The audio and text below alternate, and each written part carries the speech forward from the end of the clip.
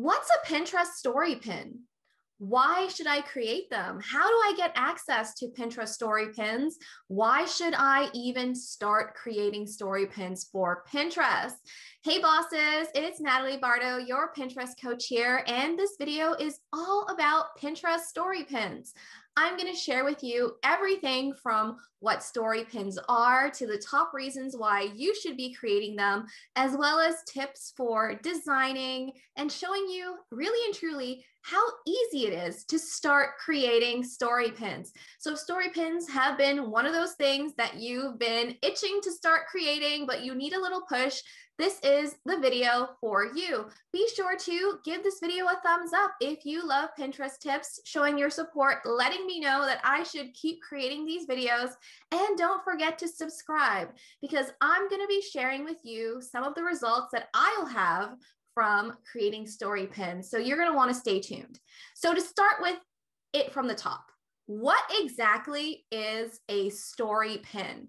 Why not go right to the source? And this one sentence really and truly says it all. Pinterest says that a story pin gives you all the information you need. So whether that's to create a recipe, a craft, a DIY project, if it's a step-by-step guide, a tutorial, the story pin contains all of the information required. So think of it as a trailer. It has the best parts, the juiciest bits, everything you need to know about whatever it is that your audience is interested in. So if that's a recipe, you're going to include every single step of the recipe, including all of the ingredients. If it's a how-to guide, you're going to include every single step. A story pin is a self-contained piece of content. It doesn't link to a blog or a website. So that's the big thing. Story pins don't have links. You can't link them anywhere. They're native to Pinterest content, meaning that they are created specifically for the platform. And that's because more and more platforms that are search engines, including Pinterest and even Google, are all about creating stories that help or more or less force users to stay on their platform. So instead of clicking from Pinterest to someone's website, clicking from Google to someone's website, these stories are, just providing everything they need right there on the platform. So that's why there are no links. So you're going to make sure that you provide all the information. That's how you're going to take advantage of something like a story pin. You're not going to just put up one slide and say, click to my website, or you're also not going to put your link in the description. That's not going to work. It's cheating. And really, it's you kind of forcing story pins to work like traditional standard pins or even video pins. And that's not the purpose of them. The purpose of a story pin is to drive engagement, is to drive followers. It's to provide all the information. It's to prove that you're an expert so that someone is very much likely to click that button at the very end of the slide that says follow. That is why you want to create these story pins.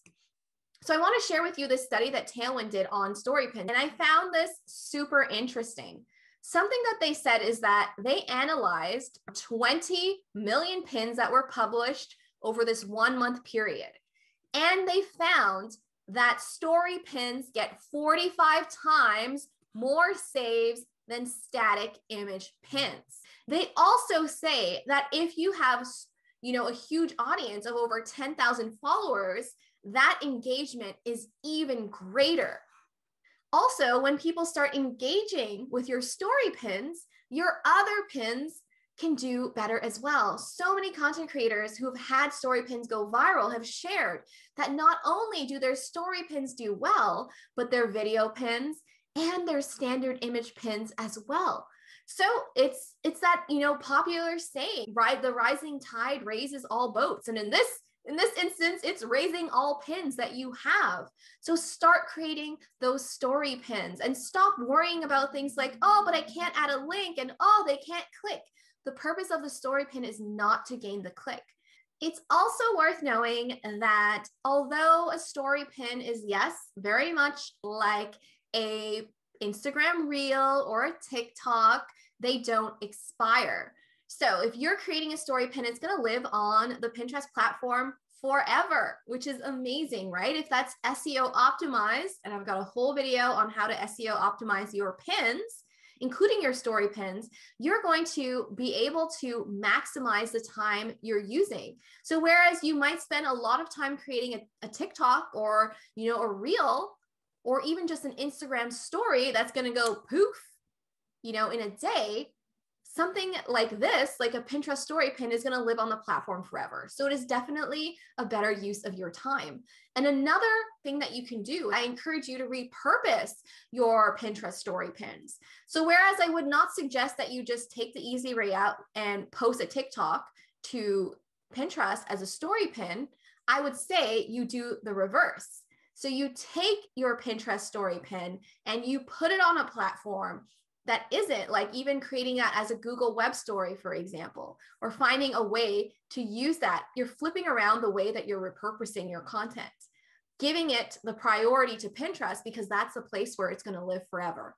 So can we take a look at some examples of story pins? So a great one is if you're a food blogger or even a DIY or crafts blogger, you're going to want to create a story that is very much that step by step. So breaking down the recipe, showing exactly what goes into it. So a how-to step-by-step recipe type post. You could also create a tutorial. So whether that's you're teaching the best study hacks, I see a lot of story pins. You can see there's also music. Story pins on study tips, things like that. So the other thing I want you to note with story pins is that it's a combination of images and videos and text. So the thing that really makes it a story where you have a through line is adding those bits of text. So if it's just random images, that's not a powerful story medium as if you were, adding the text overlays. So think about it that way. Look at your content. Are you going to create a step-by-step guide, a tutorial, a recipe? Are you going to give quick tips? Maybe you're going to make a listicle. A listicle is basically just a list. So 1, 2, 3, 4, 5. And it's like, let's go over the specs so you can plan your story pins before you start creating them. So story pins are between 1 and 20 images or videos. If they're videos, those videos can be between 1 and 60 seconds in length. So together they make the story. So think of them as slides or bits of an overall story you're saying. Maybe every slide is a chapter. Because I want you guys to remember, you're giving all the information. You're not holding anything back. You're not teasing. You're not saying, oh, come click over here. Oh, come do this. You're giving all the information. So remember also is that it's going to be 9:16 in ratio. So that is the same size of an Instagram story or a TikTok reel. It is not the same 2:3 of a standard pin. They're slightly longer. So you're going to want to keep that in mind when you're creating story pins. If you do not have access, I'm going to put the link below where you can request to get access by filling out this form. You can also request from your profile. You can see right here, it says create story pin new. I can click there and start creating those story pins. So now that you have some ideas, I've shown you some examples, the question is, what do I use to create story pins? You can use the Pinterest native story pin creator where it allows you to upload your videos, your images, add text, or you can do a little bit of prep work in something like Canva.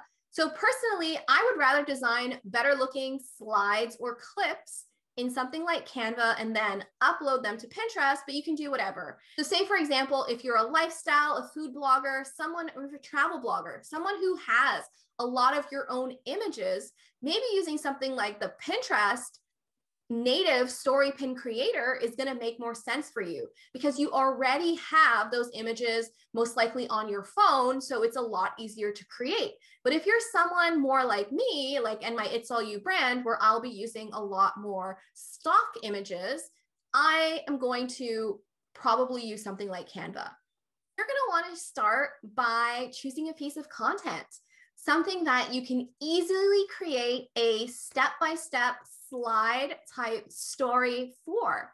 So I created one actually for my friend Marina over at Yes to Tech. She had this great piece of content, something very easy to create a story pin for, because her article is broken down into steps or reasons, that a list. So this is a listicle type post. So over in Canva, I actually chose a template that I was very easily able to alter into a story pin. So you can see here, this is slide 1, this is slide 2, slide 3, slide 4. So you can see how that works. And then her very last slide is going to be that call to action slide. So when you're creating your story pin, there are 3 types of slides or scenes in your story that you should have.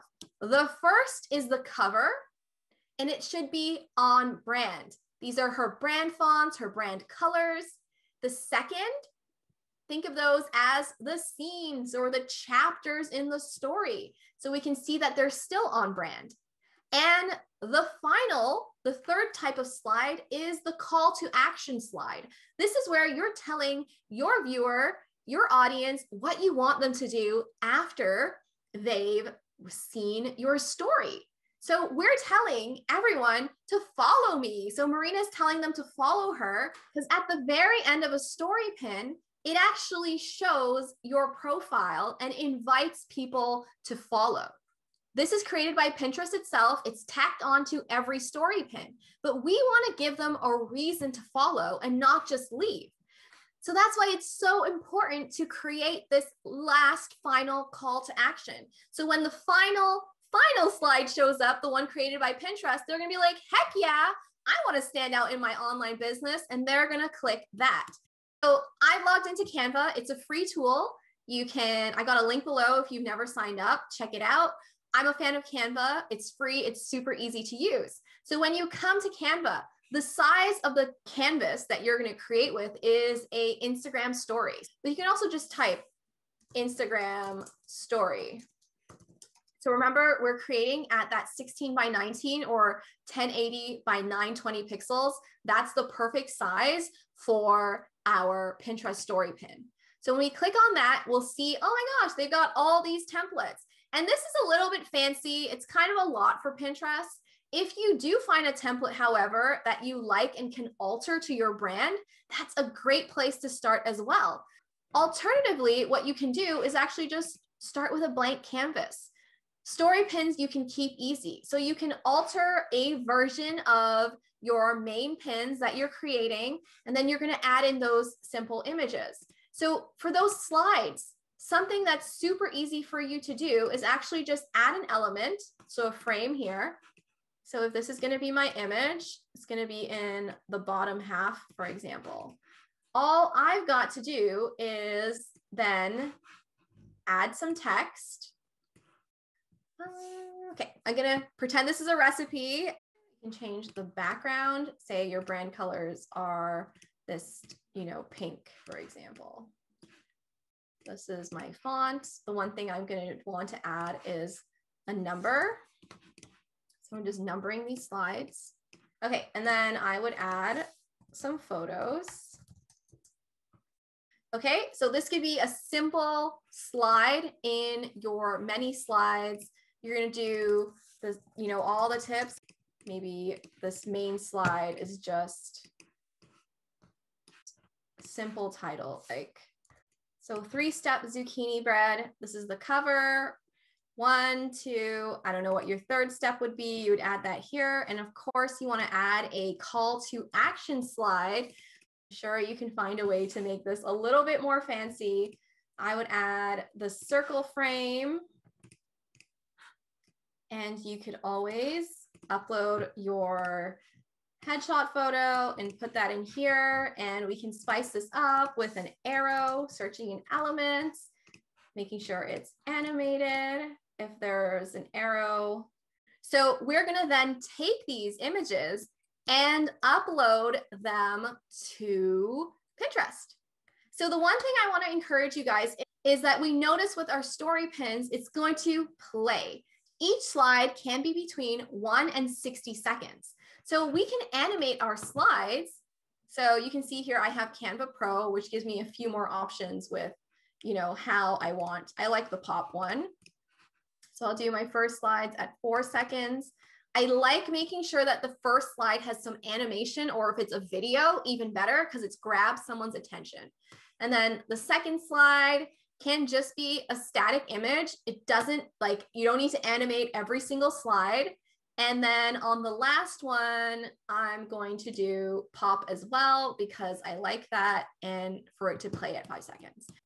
So if I'm downloading this, I'm going to click on download. I'm going to go down to see all pages, and I'm going to have to save each one individually. So the first one is a video because it's animated. Download. Okay, so you can see here it's downloading.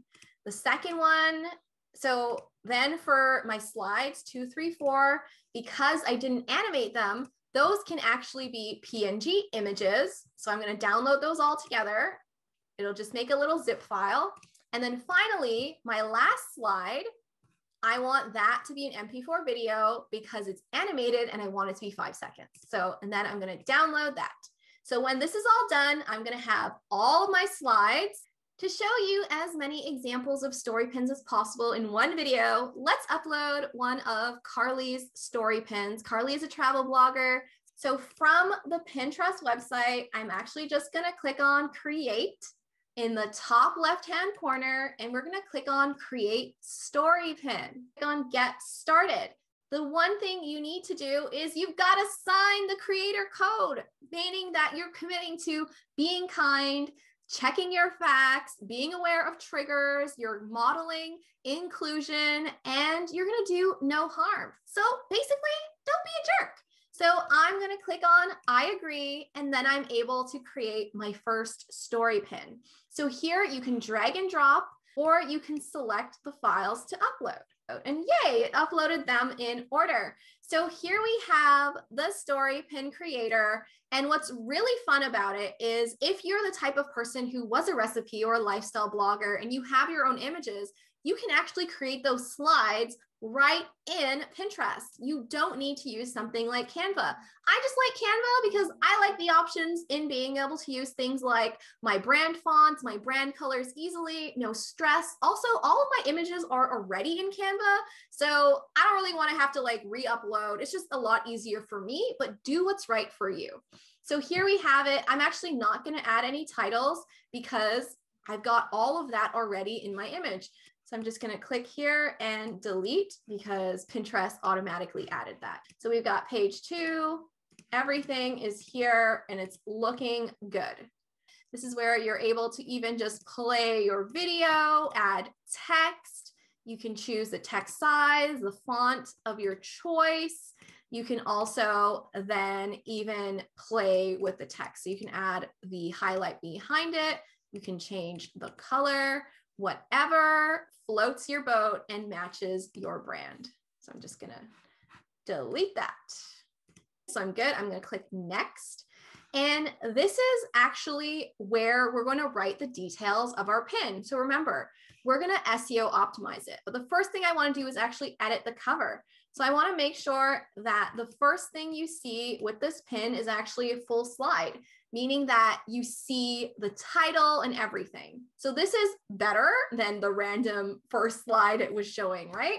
Okay, so I'm actually gonna say one day in Roanoke, Virginia, because that's what this is about. The board I'm gonna select is Carly's Roanoke board, Roanoke, Virginia. And here's where we're able to add some topic tags. So if you're used to creating video pins, this is something that's not new to you. So I'm actually just going to search for Roanoke, see what comes up. We have West Virginia, Virginia. I'm going to put travel destination if that's one. So let me put travel and see what comes up. Okay, I'm going to put travel guide because that's what this is. And you can add a list. So this is where you're then able to provide further details on your pin. So say, for example, it is a recipe. This is where you're going to put even more details, supplies, or notes. So remember, with this story pin, which is a recipe, we can see here that Veggie Saves the Day has put all the cooking information for this ingredient and for this recipe. So you're going to want to make sure that you're doing the same for your pin. So whether that's, we're going to list all of the steps, all of the sites, or even just a little bit more information on what exactly this story pin's about. So what I'm actually going to do is make a list of all the top destinations and sites to see if you only have one day to spend in Roanoke, Virginia. And you'll see here, as soon as I press enter, it adds the little bullet points for me. So there I have it. I've added a list of notes. And the next thing, you're just going to hit publish. And there you have it. So I'm going to click publish. It's uploading all 7 images. And in no time, we're going to have our story pins. One day in Roanoke. There we have it. We can see that it's going through all of our slides. They're playing for the perfect length of time. And we can see that it has this. So there you have it. That was what a story pin is, how to create it, all the specs, how to design one in Canva, how to upload it on Pinterest. Woo! Such a big video with so much information on story pins. So if you found this tutorial helpful, be sure to like this video. And of course, don't forget to subscribe because I've got more tutorials just like this one coming your way each and every week. And if you like this video, you're definitely going to love this one. So I'm Nadalie Bardo, and I'm happy to be your Pinterest coach.